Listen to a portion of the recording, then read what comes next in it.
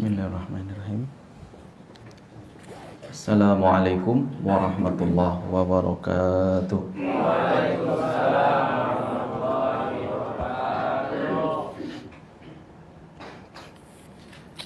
Alhamdulillah wassalatu wassalamu ala Rasulillah wa ala alihi wa sahbihi wa man tabi'ahu bi ihsanin ila yaumil qiyamah, amma ba'd. Kita bersyukur kepada Allah, ya, ikhwah sekalian. Pada kesempatan kali ini kita masih bisa berjumpa, berkumpul bersama, ya, dalam keadaan sehat, masih lengkap semua ya. Nggak ada yang kurang dari karyawan Sari Gelas, nggak ada. Alhamdulillah. Artinya kita masih diberi kesempatan untuk beramal, karena tidak ada yang akan dibawa oleh kita kecuali amal soleh. Ya. Mudah-mudahan hadir kita di sini, pertemuan kita, ya, jalsah, majelis kita di sini mendapatkan ridha Allah dan menjadi bekal kita kembali kepada Allah Subhanahu wa taala. Terkait tema pada kesempatan pagi ini, yaitu antara puasa Syawal dan qadha Ramadan. Ya, qadha Ramadan. Sebelum kita masuk keterkaitan antara keduanya, kita masuk dulu ke puasa Syawal. Ya. Setelah Ramadan, maka masuklah bulan Syawal. Bulan Syawal. Nah, kita sekarang sudah berada di bulan Syawal. Ya.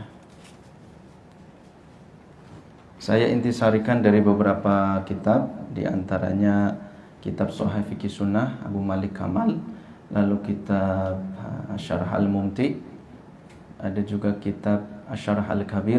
Ya, andai nanti misalkan panjenengan dapat pengetahuan atau pendapat yang berbeda, tentunya ya harus lapang dada, karena ini memang permasalahan masalah fikih, ya, masalah fikih. Mungkin yang saya sampaikan nanti, wah ini kok nggak seperti yang saya baca, yang saya misalkan pelajari, yang saya ketahui selama ini.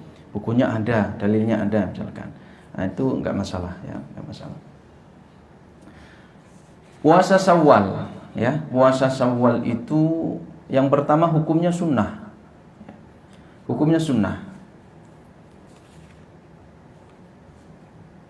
Senin, Selasa, Rabu, Kamis, Jumat, Sabtu, Ahad, ya. 8 hari ya. Kita sudah masuk hari yang ke-8 di bulan Syawal. Sudah ada yang selesai puasa Syawal. Ada yang baru akan mulai, gitu ya, baru akan mulai. Kalau yang sudah, alhamdulillah. Yang belum, mudah-mudahan ini bisa menjadi targhib, ya, motivasi. Yang pertama hukumnya sunnah. Dalilnya apa? Yaitu tentang rukun Islam. Ketika Nabi SAW bersabda di dalam kitab, ya, disebutkan dalam kitab Al-Bukhari, Sahih Al-Bukhari, dari hadis Ibnu Umar, Nabi SAW bersabda, Bunyal Islam ala khamsin. Islam itu dibangun di atas 5 pilar. Yang pertama adalah syahadatu an la ilaha illallah wa anna Muhammad Rasulullah, syahadatain. Wa iqamus shalah, mendirikan salat. Wa ita'iz zakah, membayar zakat. Wal hajj, yaitu haji. Wa saumu Ramadan, disebutkan dengan jelas wa saumu Ramadan, bukan wa saumu Syawal, wa saumu Asyura, tidak. Artinya yang wajib adalah saumu Ramadan. Sisanya berarti hukumnya sunnah. Lalu yang kedua, di dalam riwayat Imam Bukhari dari hadis Talhah bin Ubaidillah juga disebutkan, anna a'rabiyan jaa ila Rasulillah sallallahu alaihi wasallam. Ada orang kampung namanya Arab Badui. Dia datang menemui Rasulullah. Lalu dia bertanya kepada Rasulullah, akhbirni bima faradallahu alayya minas siyam. Ya Rasulullah, kabarkan kepadaku apa yang Allah wajibkan atas saya dari puasa ini. Maka Rasulullah bersabda, syahru ramadhana illa an tatawwa'a syai'an. Yang wajib atas kalian, atas anda itu adalah puasa di bulan Ramadan, kecuali Artinya setelah itu an tatawwa'a syai'an, maka sisanya adalah tatawwu', hukumnya sunnah. Selain bulan Ramadan hukumnya sunnah. Maka puasa Ramadan hukumnya wajib. Wajib itu apa? Yaitu ma yu'jaru fa'iluhu wa ya'tham tarikuhu. Itu wajib. Siapa yang dia mengerjakan dapat pahala, yang meninggalkan dia berdosa. Ya, mudah-mudahan kita tidak termasuk golongan orang-orang yang menganggap ini sesuatu yang sepele ya. Karena saya dapatkan di beberapa kampung-kampung itu masih banyak yang tidak berpuasa. Ya, padahal itu Ramadan. Di sini aja, di sini bulan Ramadan itu, Pak. Ya, tapi masih ada rasa malunya lah ya. Ada beberapa yang nggak malu sama sekali bulan Ramadan. Karyawan, dia bekerja. Saya lagi di halaman jemur anak yang paling kecil itu, bayi. Nah dia lari bawa mangkok gitu. Isinya mie gitu ya. Dia malu melihat saya, dia merunduk-runduk larinya. Ternyata bawa makan, berarti nggak puasa kan? Itu bulan Ramadan. Ya. Naudzubillah, mudah-mudahan Allah memberikan hidayah kepadanya. Yang pertama hukumnya sunnah, puasa Syawal ya. Puasa Syawal hukumnya sunnah. Lalu dikuatkan secara khusus di dalam hadis Abi Ayyub Al-Ansari di dalam Sahih Muslim. Ya. Rasulullah SAW bersabda, "Man shoma Ramadhana." Siapa yang dia puasa Ramadan, thumma atba'ahu shittan min Syawal, kemudian diiringi dengan puasa 6 hari pada bulan Syawal, kana kasyami dahr, maka dia seolah-olah berpuasa 1 tahun penuh. Nah, yang pertama tadi sudah kita sebutkan bahwa puasa Syawal yang 6 hari hukumnya sunnah. Kalau kita tahu bahwa itu sunnah, maka ini perlu kita perhatikan. Tidak boleh terlintas dalam diri kita itu, oh qatar sunnah lah. Banyak orang yang meninggalkan amal itu karena dia berpikir sunnah. Sunnah itu apa? Tadi kebalikan dari wajib. Ya. Ma yuthabu fa'iluhu wala yu'thamu tarikuhu. Allah wala yu'aqabu tarikuhu. Kalau dia kerjakan, dapat pahala. Kalau tinggalkan, tidak berdosa. Itu sunnah. Ya. Puasa Syawal lah. Aku ora dosa iki mbok. Nah, kan? Ada yang seperti itu. Nah, perlu kita perhatikan. 30 hari, 29 hari kita puasa Ramadan. Ada yang berani mengklaim saya sempurna, paling sempurna saya puasanya 30 hari. Kayaknya nggak ada yang berani. Saya sendiri nggak berani. Ya, mungkin kita nggak sengaja duduk sama kawan tiba-tiba ngomongin orang, ya, lagi asik ngomongin orang. Awalnya nggak, lihat orang lewat, ya kayak nah, itu di situ padahal kata Nabi SAW, laisa siyamu minal akli wasyurbi. Puasa itu bukan hanya sekedar meninggalkan makan dan minum. Wa innama thiyamu minal lahwi warafat.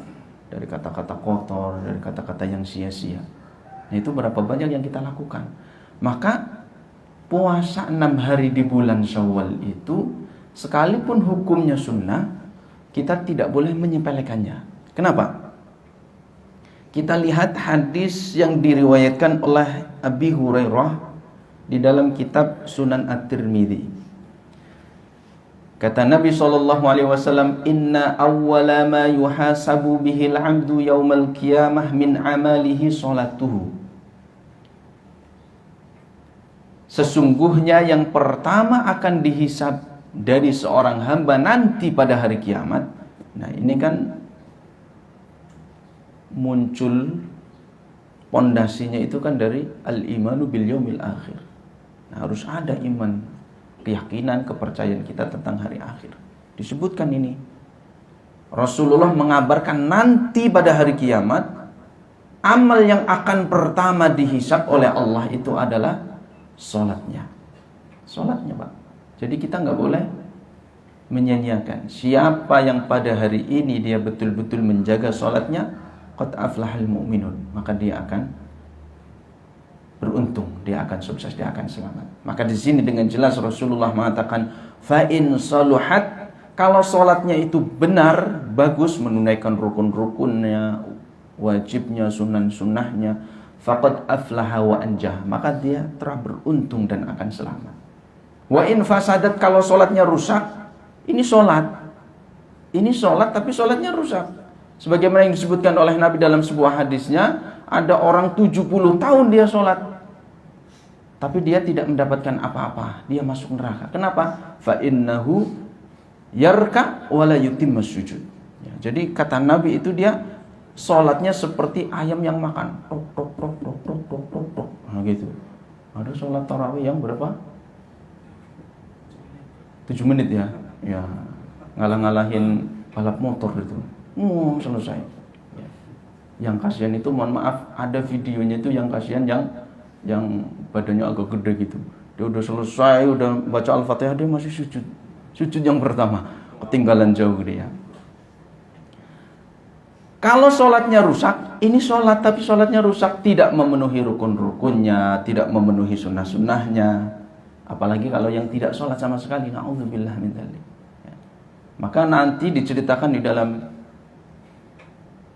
surat Al-Muddathir itu, ma salakakum fi saqar. Kenapa kalian itu nanti ada percakapan antara penduduk surga, penduduk neraka. Ma salakakum fi saqar, kenapa kalian itu masuk ke dalam neraka Saqar? Qalu, kami, ya, orang penduduk neraka itu, di antara mereka ada yang mengatakan, qalu lam nakum minal musallin. Karena dulu aku enggak pernah sholat. Masa enggak pernah sholat? Sepisan pas Idul Fitri sepisan ya. Jangan. Faqad khaba wa hasara. Kalau sholatnya rusak, maka dia akan rugi dan dia akan celaka.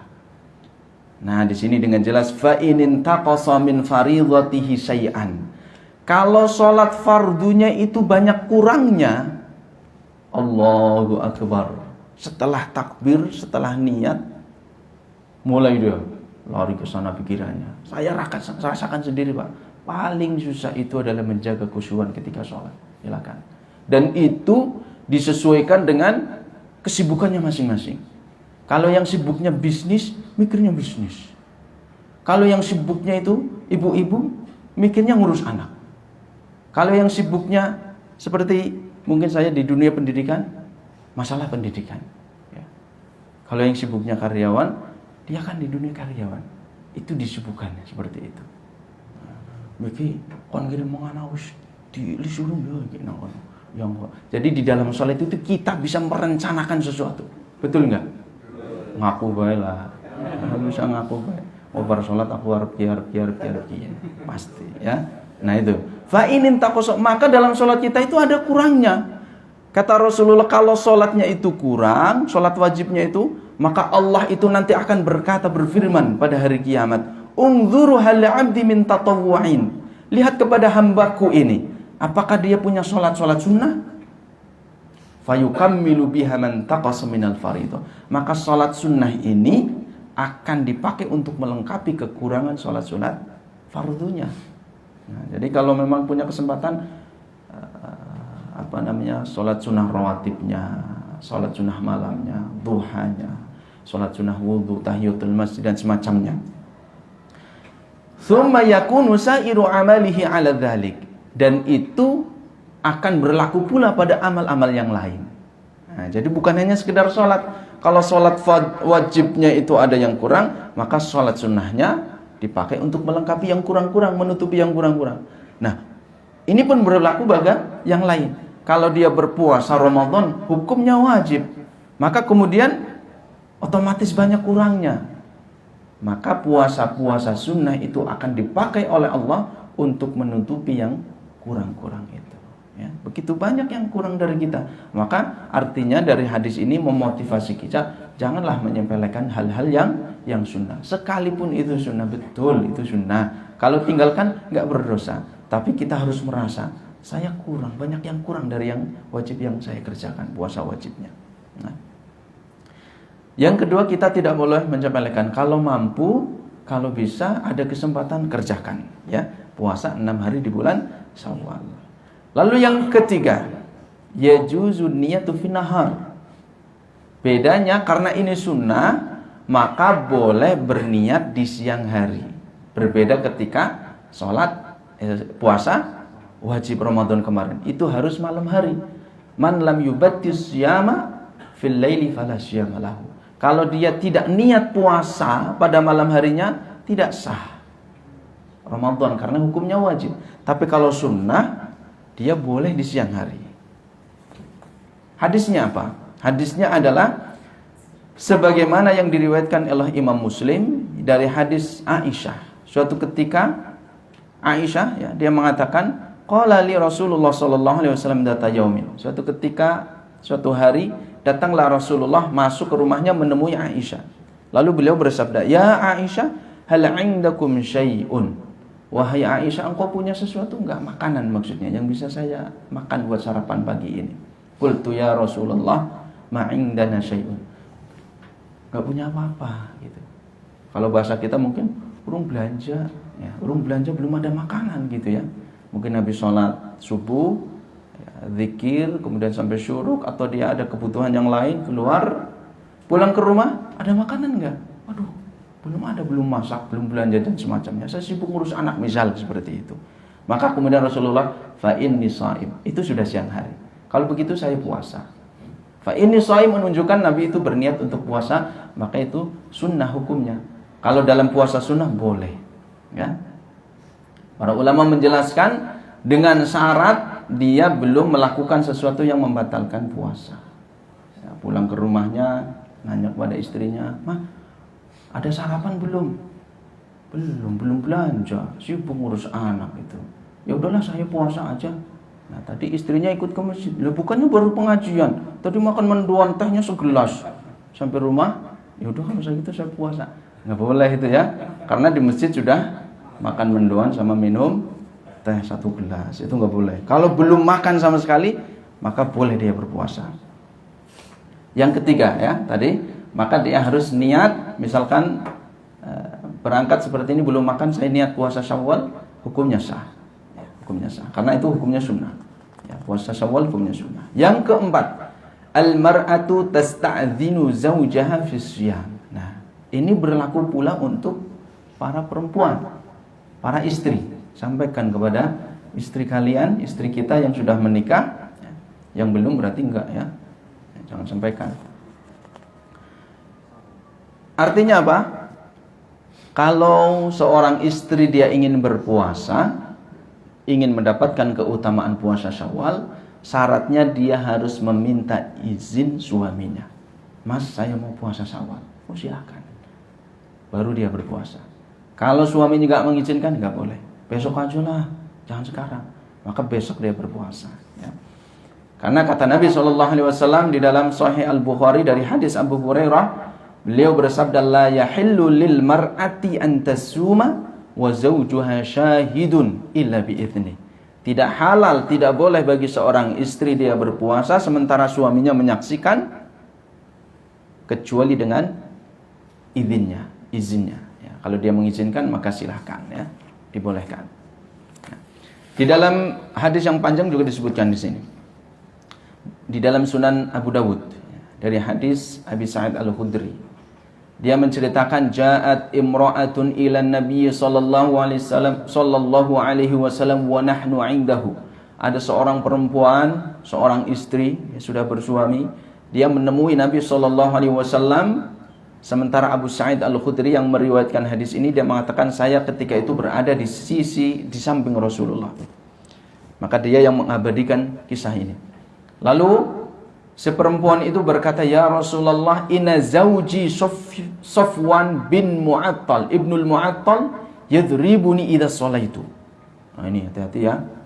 Sesungguhnya suamiku yang bernama Safwan ibn al-Mu'attal, dia memukulku kalau aku sholat. Dipukul. Kalau istrinya sholat dipukul. Wa yuftiruni idza sumtu. Dan dia itu membuat aku batal kalau aku puasa. Itu keluar apa dikapokno langsung penting ora dadi ora sida puasa. Nah, itu Sofyan, kelakuannya Sofyan bin Mu'attal. Ini sahabat ya, tapi dia punya cerita unik di rumahnya. Dijelas sampaikan kepada Nabi. Ya. Wala yusalli salatal fajri hatta tatlu'a syams. Dan Sufyan ini dia enggak salat fajar, enggak salat subuh kecuali kalau matahari sudah terbit. Orang kena. Ini ada sahabat yang demikian. Dilaporkan makanya sama Nabi sallallahu alaihi wasallam. Qala wa Sufyan 'indahu. Ya. Pas istrinya mengadu, ngomong kepada Nabi, suaminya juga lagi di samping Nabi gitu. Berani bener gitu ya. Ya. Berani enggak dilabrak ya. Qala fasa'alahu amma qalat ya. Lalu kemudian Nabi mengklarifikasi kepada Sufyan yang ada di sampingnya itu. Benar enggak gitu ya?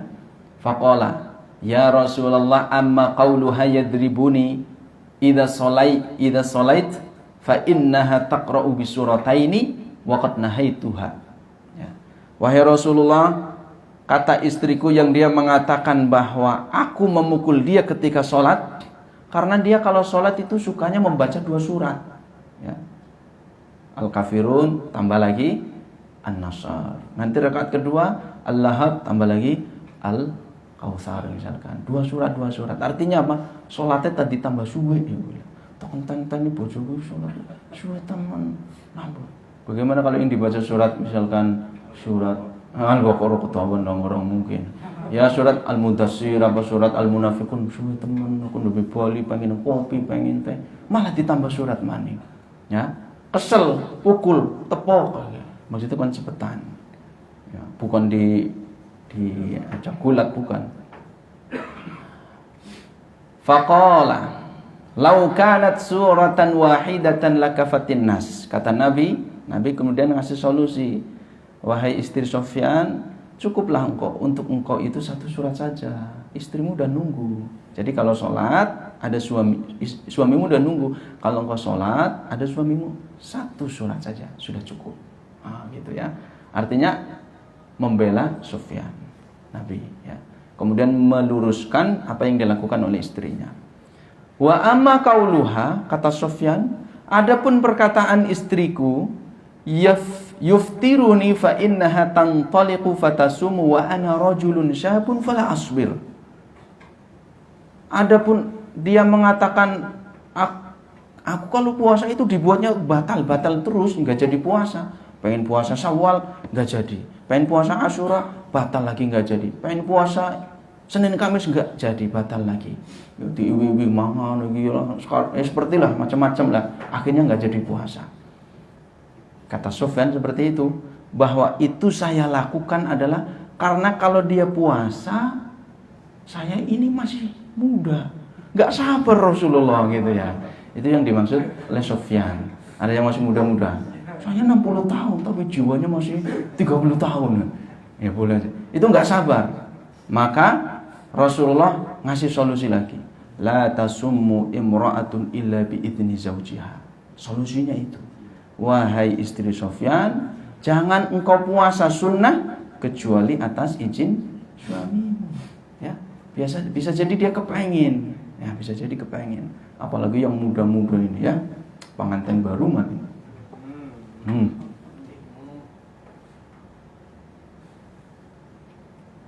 Wa amma qauluha, kata Sufyan lagi, adapun perkataan istriku yang dia mengadukan bahwa saya itu la usolli hatta tatul asyam, aku enggak sholat subuh itu kecuali kalau matahari sudah terbit.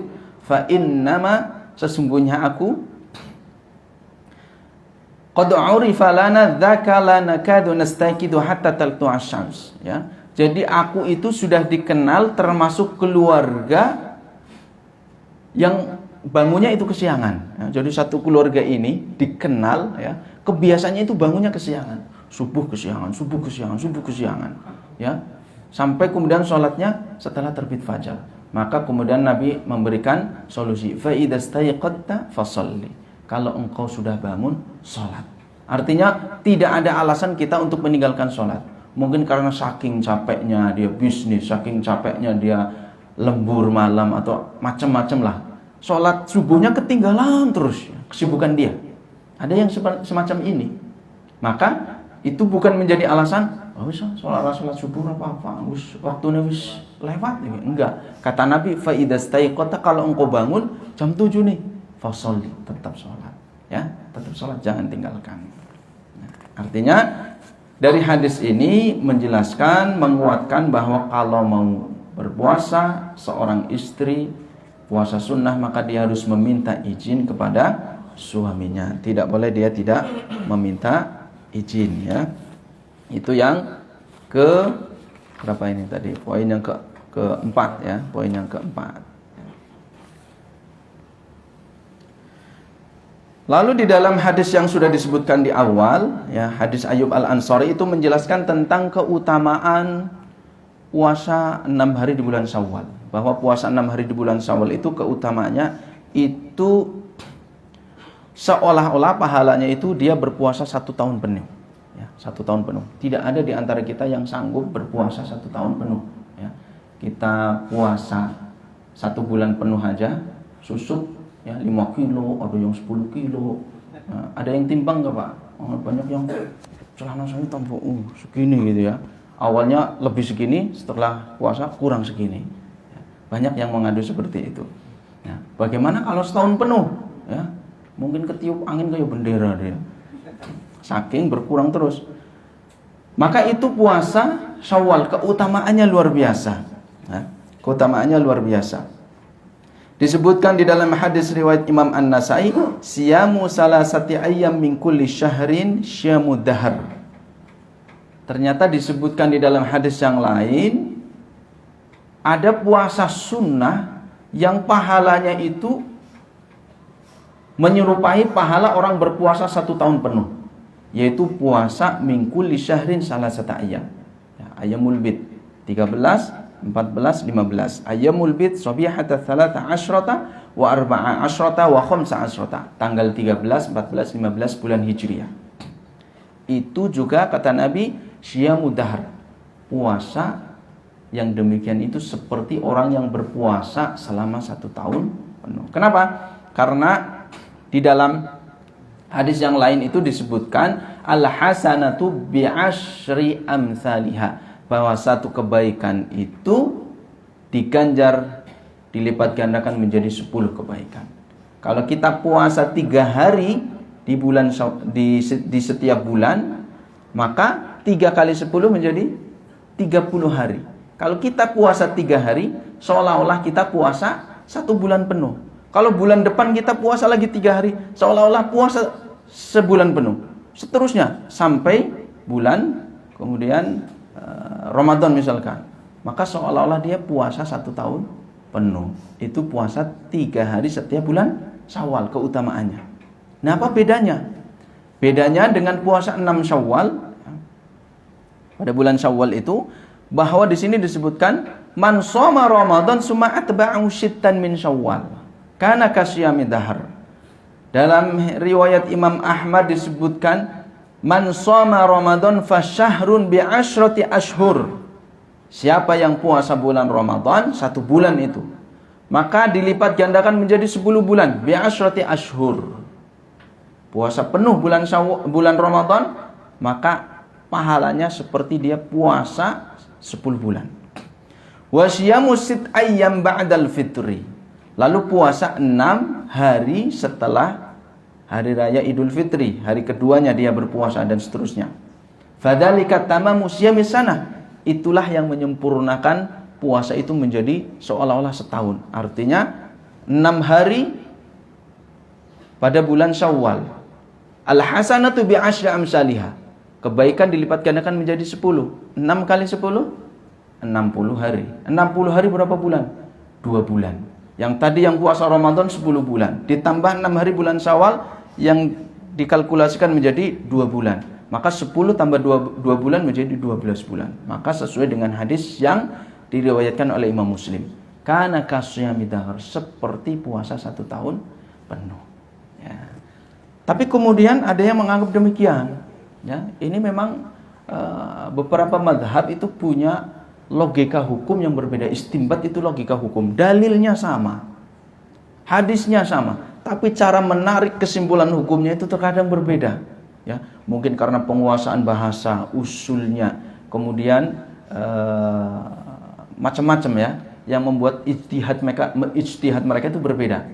Mereka mengatakan demikian. Ada yang sebagian mengatakan bahwa summa atsba'ahu sittan min Syawal, kemudian diikuti dengan puasa 6 hari pada bulan Syawal itu tidak menunjukkan bahwa harus puasa 6 hari pada bulan Syawal. Penyebutan Syawal di situ adalah menunjukkan ta'jil, untuk segera saja. Jadi segera puasa 6 hari itu segera kerjakan. Ya. Andai dia puasa 6 hari di bulan-bulannya lainnya, Dzulqa'dah, Dzulhijjah, Rajab, Sya'ban misalkan, itu memenuhi hadis bahwa dia puasa bulan Ramadan, artinya selevel 10 bulan, kemudian puasa pada bulan yang lainnya 6 hari, yang penting 6 hari, maka selevel dengan 2 bulan. Maka dia kasyami dahar. Ada yang memaknai demikian, karena penyebutan min Syawal di sini itu adalah sebagai anjuran saja supaya segera dikerjakan, bukan menunjukkan harus dikerjakan pada bulan Syawal. Tapi ini banyak dibantah ya oleh para ulama yang lainnya, mazhab yang lainnya, bahwa min Syawal itu adalah litab'id. Memang betul-betul apa faidahnya menyebutkan Syawal di sini? Syawal di sini adalah bulan. Tidak mengandung makna itu harus ta'jil untuk disegerakan, bukan. Tapi mengandung makna harus dikerjakan pada bulan Syawal. Jadi seseorang itu dianggap berpuasa seolah-olah puasa 1 tahun penuh itu 12 bulan, yaitu puasa bulan Ramadan penuh, lalu kemudian puasa 6 harinya dikerjakan pada bulan Syawal. Ya. Karena dengan jelas hadisnya sahih, sharih, ya, gamblang, tidak perlu ada multi tafsir di situ. Man shoma Ramadan summa atba'u sittan min Syawal kana kasyami dahar. Mudah-mudahan kita dimudahkan untuk bisa mengerjakan puasa Syawal ini ya. Nah, sekarang apa kaitannya dengan qada Ramadan? Nah, kaitannya adalah bisa jadi kita ketika puasa Ramadan itu sakit atau safar, nggak kuat, atau yang perempuan hamil. Ya, habis itu menyusui. Pengalaman istri saya ya. Sampai sekarang punya hutang qada mungkin lebih dari 70 hari ya. Karena saya ngambil pendapat masih mampu maka tidak perlu fidyah. Nanti kalau sudah selesai bayar puasanya gitu. Karena istri saya masih mampu untuk puasa. Tahun pertama hamil, nggak kuat, kalau puasa lemes dan nggak enak perutnya, akhirnya nggak puasa full. Tahun kedua sudah lahir, menyusui, kalau menyusui lemes. Nah, tahun ketiga hamil lagi. Nah, gak kuat lagi Pak, harus mengandung, harus nyusuin, sundulan. Nah, tahu sundulan gak Pak? Iya, tahu sundulan. Tahun keempat menyusui, ya, menyusui, ngomong juga gak kuat, ya. 30 kali 4 120 hari, ya. Udah separuhnya itu dibayar, dicicil itu, dicicil. Nah, itu perempuan lebih berat. Nah, laki-laki terkadang mungkin safar, ya. Nah, terkadang mungkin macam-macam sakit ya, sakit. Maka kita lihat hadisnya, man shoma Ramadan. Para ulama memaknai bahwa siapa yang puasa Ramadan penuh. Yang dimaksud dalam hadis ini adalah kalau dia ingin mendapatkan keutamaan pahala puasa 1 tahun penuh itu, maka syaratnya man shoma, di sini syaratnya dia harus puasa Ramadan itu full penuh 30 hari, 29 hari, 1 bulan penuh. Nah, saya bolong 1 pekan. Gimana? Maka kalau dipaksakan dia puasa Syawal setelah itu tidak boleh. Karena syaratnya shoma Ramadan harus penuh dulu. Artinya apa? Maka kemudian para ulama menyimpulkan kalau dia ingin puasa Syawal, qadha dulu Ramadan yang dia tinggalkan. Ya. Fa'iddatum min ayyamin ukhra. Kalau dia tidak mampu, sakit, safar dan semacamnya, maka kemudian dia harus mengqadha pada bulan-bulan yang lain, pada hari-hari yang lain. Nah, bagaimana saya bisa mendapatkan keutamaan puasa Syawal ini padahal saya pengen dapat, tapi saya punya utang puasa, ya, 20 hari atau 15 hari atau 2 hari. Maka berdasarkan hadis ini, menurut sebagian pemahaman ijtihad para ulama, qadha dulu puasanya supaya Ramadannya itu full, baru setelah itu puasa Syawal. Karena di sini summa, kemudian tartib berurutan. Baru kemudian diikuti dengan 6 hari bulan Syawal. Maka dia baru mendapatkan keutamaan puasa 1 tahun penuh, ya, 1 tahun penuh. Sebagian yang lain mengatakan maka tidak dimaknai demikian. Artinya ada beberapa pendapat di sini, ya, beberapa pendapat. Tapi di sini saya tekankan yang terakhir, bahwa kalau jenengan punya hutang puasa, segera bayar hutang puasanya.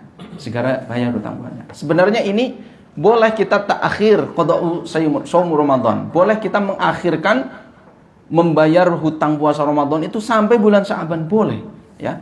Hadisnya adalah hadis Aisyah, ya. Suatu ketika Aisyah dia mengatakan, kana yakunu alayya shaumu min Ramadan. Aku punya utang puasa Ramadan. Hadis riwayat Imam Muslim. Fama astati an aqdhihi illa fi Sya'ban. Aku enggak bisa membayarnya puasa tersebut kecuali pada bulan Sya'ban. Besok Ramadan. Bulan Sya'ban, besok bulan Ramadan. Kenapa demikian? Asyughlu min Rasulillah sallallahu alaihi wasallam. Karena kesibukan saya mendampingi Rasulullah sebagai istri Rasulullah. Dia enggak bisa membayar hutang puasa itu kecuali bulan Sya'ban. Hadis ini menunjukkan boleh kita membayar, artinya menunda membayar puasa Ramadan sampai bulan Sya'ban. Tapi kalau sudah masuk bulan Sya'ban, kita punya 3 hari, Sya'ban tinggal 3 hari, itu di situ hukumnya wajib. Tidak boleh ditunda lagi, ya. Karena tidak boleh takhir tanpa uzur, ya. Takhir mengakhirkan membayar hutang puasa sampai tiba waktu Ramadan berikutnya, enggak boleh. Nah, tidak boleh. Kalau tanpa uzur syar'i, kalau dilakukan dia berdosa. Maka terakhir saya sampaikan di sini, ya, itu sudah habis waktunya. Terakhir, yang pertama, ya, bahwa tadi sudah kita sebutkan untuk puasa Syawal afdholiyahnya, keutamaannya kerjakan dulu hutang puasanya baru puasa Syawal. Kalau andai tidak mungkin karena sebab tertentu, misalkan harus safar dan semacamnya atau sakit lagi, kemudian bulan Syawal tersisa 6 hari, maka boleh dia puasa Syawal karena sudah mudhayyak, sudah sempit. Boleh dia puasa Syawal, sudah sehat, tinggal 6 hari. Puasa Syawal saja, nanti qadanya itu bisa diakhirkan karena ada kondisi tertentu. Tapi andai kondisinya ideal, dia nggak sakit, dia punya waktu yang lapang, maka dahulukan qadha Ramadan baru puasa Syawal. Kenapa? Karena urutannya demikian. Yang fardu tidak boleh dicampur dengan yang sunnah. Lalu kemudian qadanya itu tidak harus mutatabi'an, berurutan. Ya. Andai sekarang puasa Senin, saya niatkan qadha, maka Kamis saya niatkan qadha lagi. Tidak harus berurutan. Tapi kalau mampu, kerjakan secara berurutan. Ya. Kenapa? Karena al-qadha'u bimanzilatil ada. Mengqadha, membayar hutang puasa itu seperti kita mengerjakan pada waktunya. Puasa Ramadan ada nggak besok puasa, besoknya lagi enggak, itu harus berurutan ketika mengerjakannya. Qadha pun demikian. Artinya ini afdholiyah saja yang kita simpulkan dari para ulama. Kalau waktunya mungkin dan kondisi kita mungkin, kerjakan qadha Ramadan itu secara berurutan. Misalkan kita punya utang 4 hari, Senin, Selasa, Rabu, Kamis, jangan bolong. Tapi kalau kemudian Selasa sakit, nggak mengapa, itu ada uzur. Tapi kalau memungkinkan, jangan bolong. Ya, kenapa? Karena yang pertama, anna hadza aqrab ila musyabahatil adab. Ini sesuai dengan mengerjakan puasa pada waktunya, seperti Ramadan. Al-adab, bukan qadha lagi. Yang kedua, annahu asra'u fi ibra'idz dhimmah. Itu lebih cepat membebaskan tanggungan kita. Kita punya hutang 6 hari. Kalau kita segera kerjakan, maka kita sudah terbebas dari tanggungan itu. Ya. Yang kedua. Yang ketiga, annahu akhwata. Itu lebih berhati-hati. Kenapa demikian? Li'annal insan la yadri ma yahdits lahu. Karena manusia itu nggak tahu apa yang akan terjadi besok. Ya. Jadi kalau kita segera kerjakan, itu lebih untuk menjaga kehati-hatian kita. Dan itu lebih selamat. Bisa jadi besok kita sakit. Setelah sakit bisa jadi kita mati. Ya. Kita nggak tahu. Bisa jadi kemudian kita ada kesibukan-kesibukan yang lain, kemudian hal-hal yang lain yang menyebabkan kita nggak bisa membayar qadha itu. Padahal kesempatan itu sebelum-sebelumnya ada. Sehingga itu tidak bisa nanti dijadikan sebagai hujah kita di hadapan Allah Subhanahu wa taala. Artinya Kalau kita punya kesempatan segera qadha, setelah itu kerjakan puasa sunnah Syawal, lalu kemudian andai tidak mungkin maka Syawal dulu, kemudian qadha Ramadannya pada kesempatan yang lain, karena kita bisa mendapatkan kesempatan itu sampai bulan Sya'ban. Lalu kemudian jangan sampai kita mengakhirkan qadha Ramadan sampai datang Ramadan berikutnya. Bahkan para ulama, khususnya adalah Syafi'iyah, itu memberikan hukuman dia wajib untuk memberi makan setiap orang satu orang miskin, ya. Katakanlah kita punya hutang puasa 6 hari. Sampai Ramadan berikutnya tidak ada uzur nih kita. Aduh, harus puasa malas temannya, harus puasa malas. Akhirnya Sya'ban, ngerti-ngerti Sya'ban. Masuk puasalah. Kelalen maning, Safar maning. Tahu-tahu udah Ramadan. Karena Ramadan kan bareng-bareng akhirnya dia puasa. Padahal dia masih punya hutang puasa yang tahun sebelumnya. Maka 6 hari ini menurut para ulama dia wajib diqadha lagi, dikerjakan, dibayar lagi setelah Ramadan selesai. Ditambah dia wajib untuk membayar setiap satu orang miskin makanan. Harus memberi makan satu orang miskin. Artinya dia puasa 6 hari untuk membayar hutangnya. Lalu sebagai hukuman karena dia melewati Ramadan berikutnya, maka dia memberi makan kepada 6 orang miskin. Caranya bisa dengan 2 cara. Seperti yang pertama dilakukan oleh Anas bin Malik, sahabat yang mulia. Dia masak makanan yang siap santap, dipanggil 6 orang miskin. Suruh makan di rumahnya sampai kenyang, selesai. 6 orang. Semuanya sudah terpenuhi. Atau dia mengambil bahan makanan pokok yang mentah. Ada yang mengatakan setengah sok, ada yang mengatakan 1 sok. Kalau setengah sok berarti kurang lebih, kalau zakat itu kan 1 sok. Itu 2,5 kilo ya, atau 3 kilo. Kalau setengahnya berarti sekitar 1,5 kilo. Beras, kalau mau lebih supaya nggak ragu-ragu, 1 sok, yaitu sekitar 2,8 atau 3 kilogram beras. Cari orang miskin sekitar 6, kasihkan semua. Ya. Atau membuat makanan siap saji, siap santap. Beli nasi padang, ada lauknya, ada nasinya, ada minumnya dan semacamnya. Kasih kepada 6 orang fakir miskin. Maka itu sudah untuk membayar karena dia melewati Ramadan berikutnya. Hadza wallahu a'lam. Mudah-mudahan kita diberi kemudahan oleh Allah untuk bisa beramal soleh, menjaga amal soleh ini setelah Ramadan, karena kata Nabi SAW, ahabbul a'mali ilallah adwamuha wa inqala. Sebaik-baik amal yang paling Allah cintai, amal yang paling Allah cintai adalah amalan yang sedikit tapi terus menerus. Nah, setelah kita puasa Ramadan, mungkin ada puasa-puasa yang lain, silahkan Senin Kamisnya, atau 3 hari di bulan Syawalnya, atau Daudnya, atau yang lainnya, monggo silahkan. Yang lain, ibadah-ibadah yang lain juga silakan, sholat sunnahnya, ataupun baca Qur'annya, zikirnya, sedekahnya, dan semacamnya. Mudah-mudahan kita diberi kemudahan oleh Allah untuk menjaga amal soleh ini dengan penuh istiqamah dan diterima di sisi Allah Subhanahu wa taala. Demikian kurang lebihnya mohon maaf. Subhanakallahumma wa bihamdika asyhadu an la ilaha illa anta astaghfiruka wa atubu ilaik. Assalamualaikum warahmatullahi wabarakatuh.